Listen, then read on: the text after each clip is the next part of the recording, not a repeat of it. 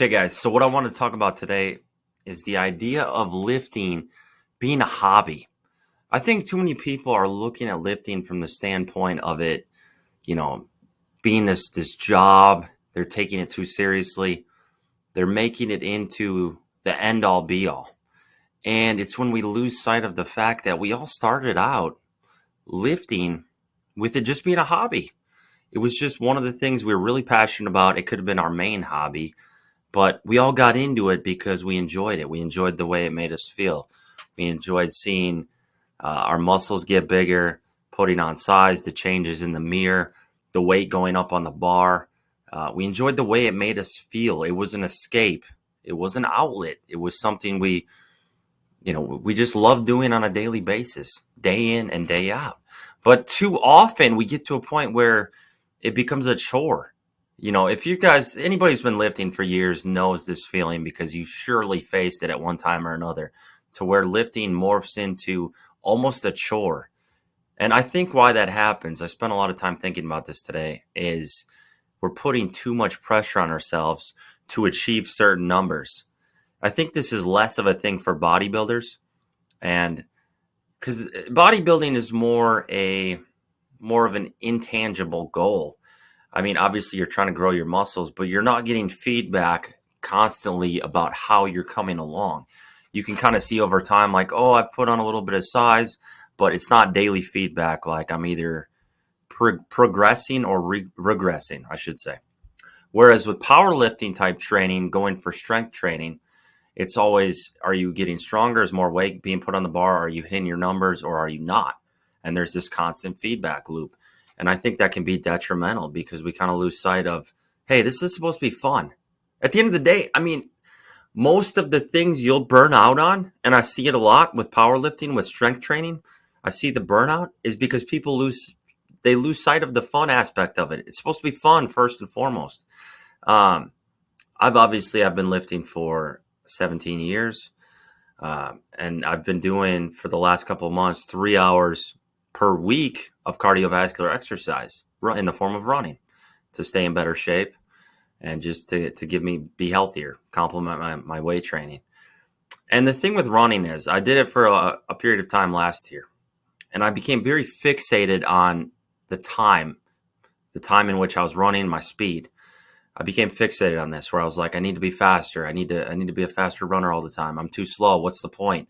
And it led to burnout because I was so fixated on the times that I was always a failure in my mind. I was always too slow. I was always falling short, or I would try to run too fast and I would burn out along the run and have to walk, which would be viewed as a failure. So I was constantly setting myself up for failure by concentrating on the times.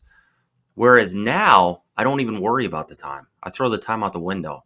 I focus on slower running, which actually makes you faster. And 90% of my runs are very slow. But then when I want to go fast, I'm actually building up speed by going slower, by training in zone 2 and zone 3. So the point of this is relating this to lifting, because I know most of you aren't running, is the lighter training, that just not worrying about the numbers as much. That's what's going to lead to success in the long run. You don't always want to be fixated on, I have to be stronger at all times, or you're going to burn out. Now, obviously, if you're a competitive power lifter or your goal is strength training, yes, over time you're trying to get stronger. But the process is much slower than everyone thinks. I don't care who you are, no matter what your goals are. The progress will always, for everyone, be slower than what you think it will or what you want it to be. This is anyone. You could be an elite lifter at the top level, or you could be someone starting out. The rate at which you think you should progress will be more than what you'll actually progress at. It's going to be slower. That's just reality. So we set ourselves up for disappointment by expecting these grand results. We expect this massive progress, and then we feel disappointed because we're setting ourselves up for failure when we fall short of these goals, and then it's no longer fun and it becomes a chore. So I'm not saying to necessarily completely throw out the numbers. The numbers are there, but your expectations, realize that it's all about consistency over time and patience. Those are the two things, I've said this before, that will lead to success in the long term. If you are consistent with training to where you keep grinding away in the gym and you're enjoying it, and if you're enjoying it, you're going to stick with it. If it becomes a chore and you don't enjoy it, you're not going to stick with it. That's a huge point to make. So that's why it has to be sustainable. And how do you make it sustainable? By not having insane goals. Just chip away. When you set yourself up for failure, guys, you're going to burn out. You're not going to be doing this. It's supposed to be fun. This is not a job. For 99% of people, lifting weights is not going to be a job. They're not going to be making income off it. They're not going to be making, it's not going to be the end all be all. It can be your number one hobby. It can be the thing you're most passionate about, but it should not turn into a huge chore. So take it in stride, guys. Don't get fixated on I have to be getting certain numbers all the time. And it's, again, another analogy would be YouTube. Sometimes with YouTube, I'm like, man, the channel's growing way too slow. I feel like the information is valuable. Why are there not more subscribers? And it'll be 25, 30 subscribers a day when really in my mind, I'm like, I want 200 a day. But I know, as I've seen with other guys like Bromley, Jeffrey Schofield and such, if you really stick with it long term to where you're consistently putting out videos over years, all of a sudden the channel starts to really blow up. So it's similar to weight training, similar to running. The consistency of the slow, very, very slow progress day in and day out eventually leads to huge progress. But you cannot be discouraged if the rate of progression is slower than you think. The rate of progression for all these things is slower than you think. The reason people are successful is consistency. No matter what they do, everyone gets there through consistency. Most people don't just blow up overnight.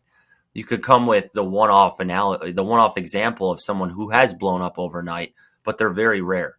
Most people do this for years and years. The best lifters have been doing it for over 10 years. Even when you see a young guy, younger 20s blowing up, they probably started when they were like 12. So it's consistency. But our expectations are often too high to where we take the fun out of it. So first and foremost, you have to look deep within yourself to say, am I having fun? Is this fun? Or am I putting so much pressure on myself to achieve certain numbers that there's no more fun anymore? There's no fun. And if you're doing that, check yourself. It's supposed to be an escape, an enjoyment, a stress outlet. It's not supposed to be life or death. And at the end of the day, no one's really going to care what your numbers are. No one cares what my numbers are, okay? What you guys care about is the value I provide to you, the insight I give you from my years of lifting, the advice. You don't care about necessarily my numbers. They all get forgotten. Someone always passes, we always get passed up by somebody else. There's always bigger numbers. So the actual numbers don't matter all that much. What are the numbers going to bring you? Think about it.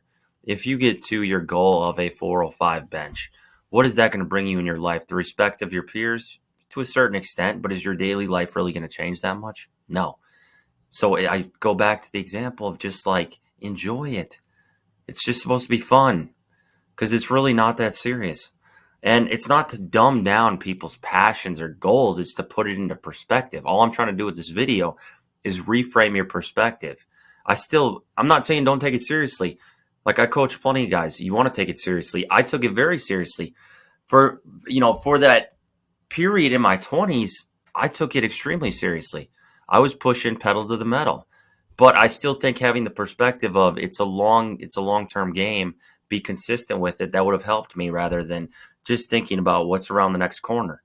Okay, so it's not to say don't take it seriously, don't train hard. You should just be stagnant in your goals. I'm never saying that. Like, in a sense, balance is wrong because people who are balanced aren't doing anything. But the whole point here is the mind frame, the perspective. You have to have the right perspective of, first and foremost, this is fun. I do it because I enjoy it. Second of all, the numbers come later on over time with consistency. That's the difference. It's something you want to push for. You want to push hard with this, but it's not the end all be all as far as your numbers. So take it seriously, but maintain the right perspective, and I think it'll really help you out. Now, if you guys like these videos, give it a thumbs up, comment, subscribe. I really go off the cuff here with the videos. It's never like I never go into a week like this is what the video plan is or anything like that. It's just the value. And I think a lot of it is psychological and mental. That's why I'm often bringing up videos on sharing my perspectives on things, because there are a million videos about training strategy and all that sort of thing. And I will dive into that more in the future. But the mental aspect of it to make it sustainable, make it enjoyable is huge. And that's why I bring this up. You really need this kind of stuff to be in the right perspective to where you'll succeed long term. Because if you don't have the right perspective, you're not going to succeed long term. You'll burn out. I've seen so many burn out. They can't keep doing it because they lose the fun of it because they're not progressing at the rate they want. They don't understand setbacks happen. I've seen the best lifters stall on their lifts for a year, 2 years, years. The best lifters, even the guys you guys look up to, have stalled on their lifts for years at certain points. A lot of them, or it happens to them, and when it happens to them, they don't know what to do. So this is normal stuff. There's adversity. That's why lifting is such a good analogy for life. There's adversity in life. There's adversity with lifting. It teaches us that it's not always going to be smooth sailing. You're not always going to be going on this trajectory where you're continuing to improve at all times. It's more like a bumpy road like this. There's even backsliding. I mean, this is what happens. This is all part of the game. If you can't deal with those things, you're not going to be a great lifter. You're not going to get as strong as you can because setbacks are a part of the game, just like in life. So realize that. Realize it's not always just a steady, smooth progression where you're walking on this flat path and getting better all the time. It's not like that. There's going to be a lot of bumps. Training and in life. That's why lifting trains you for life. That's what's so great about it. It's a perfect overlap of how most of us, the challenges we face in life. So that's the point of the video. Hope you guys enjoyed it.